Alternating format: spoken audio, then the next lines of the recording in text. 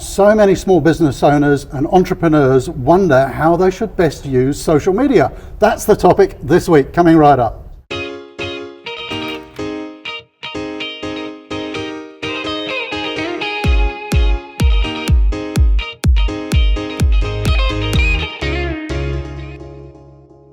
So if you're a little bit lost with social media, here at Virtual Done Well, I've got an expert today, Sally Illingworth. You really need to follow Sally on LinkedIn to talk about the power of social media. So Sally, a lot of people watching are going to be small business owners, entrepreneurs. Yeah. How can they leverage social media to best advantage?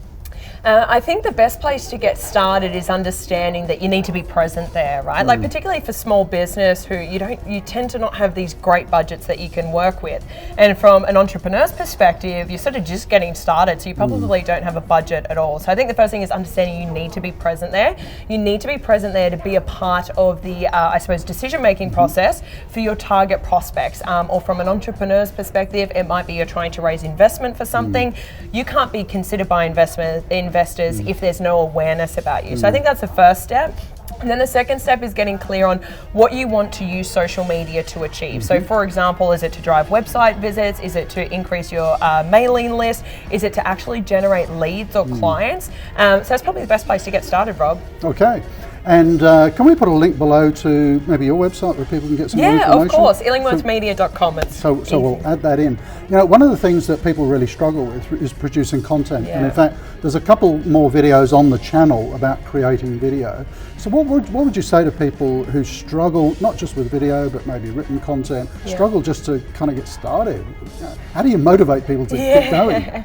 I think from a motivation standpoint, it's probably, particularly as we consume a lot of content ourselves in our day-to-day lives, so not just from a business or a work perspective, but we can overwhelm the idea of content creation, right? As we're consuming all this content and looking at other people or other businesses doing it, we overcomplicate the idea of what it actually takes to produce content. So a lot of us, we don't act on that because we just look at it from a distance. It all looks shiny. It's all too hard, going to take a long time. Yeah, it's unachievable. So I think the best place to start is just break down, well, what is my value offering as an entrepreneur and or a business? And therefore, what skill sets do I have? What expertise do I have? And how can I turn that into content to generate an emotional relationship with my target audience? Sally, really thanks for sharing it. We'll put a couple of links below. And if you're not into social media yet, if you're not producing content yet, please have a go. It'll make a huge difference if you're a business owner and entrepreneur.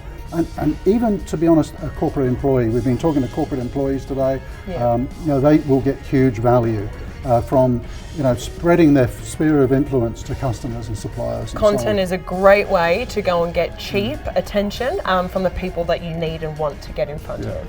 So you remember how this channel works. We have a new video coming out every Wednesday, so subscribe so you don't miss them.